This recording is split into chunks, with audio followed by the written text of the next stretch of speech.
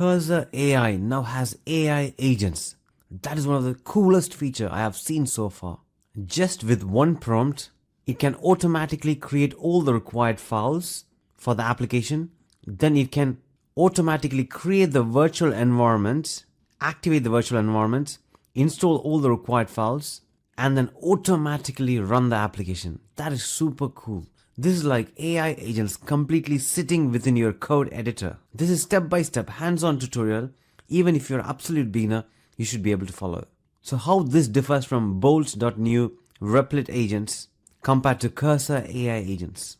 Before seeing that, I regularly create videos in regards to artificial intelligence on my YouTube channel. So do subscribe and click the bell icon to stay tuned. Make sure you click the like button so this video can be helpful for many others like you. If you don't know about Cursor, it's an AI code editor which can automate creation of files, editing those files, updating those files, and fixing those files. But now with AI agents inside Cursor AI, it's going to take it to the next level. So as a first step, download Cursor from cursor.com and install it. In Cursor AI, there's a key feature called Composer. To initiate Composer as a shortcut, just press Command+I or Control+I if you're a Windows user. So here I'm going to press Command+I, and you can see the Composer window is ready for us. And then if you see, there's an option called Normal and Agent. So in that, I'm going to choose Agent. That is AI agent inside Cursor AI. Now I'm going to give a task. Create a Flask application with front end and back end. It's a to-do list app. It should automatically store the data inside database, SQLite. Design should look modern.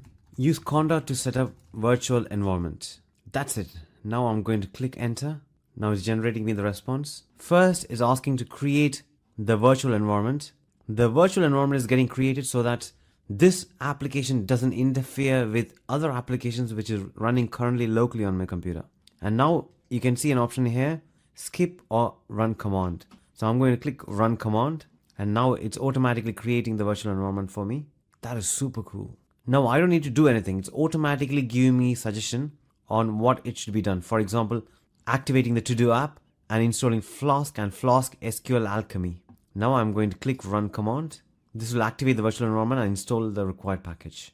Now it's creating folders, clicking run command. Now it's creating me the files, app.py. You can see all the folders and the files getting created here, app.py. Now it's creating HTML template, it's here. And when you see the app.py, you can see the API logic, that is /add, /toggle, /delete.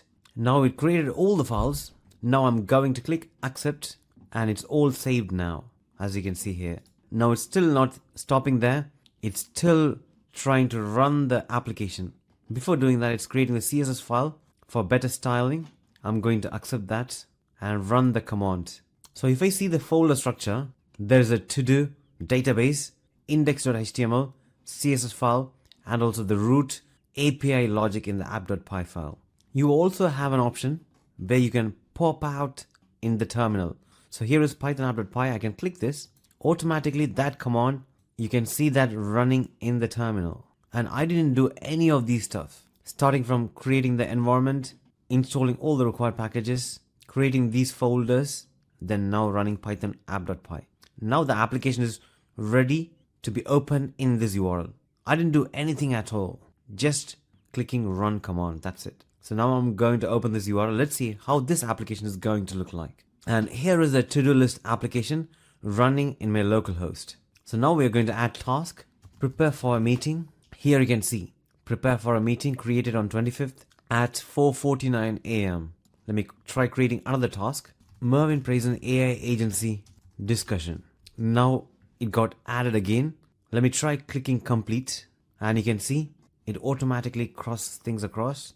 I can even undo. That is super cool. I can even delete and it disappears. One of the key features which I see here is that it also created me a database, which means all these data are stored in my database. So if I see the code editor cursor, you can see all the data getting stored in this file. I can even convert this and store this in a cloud and deploy this whole application in the cloud. So successfully, we build a end-to-end application with just one prompt. That is this prompt. Coming to the difference between Bolt.new Replit agents and Cursor AI agents, Bolt.new and Replit agents have the ability to automatically deploy right from the environment. But Cursor AI agents is lacking in that.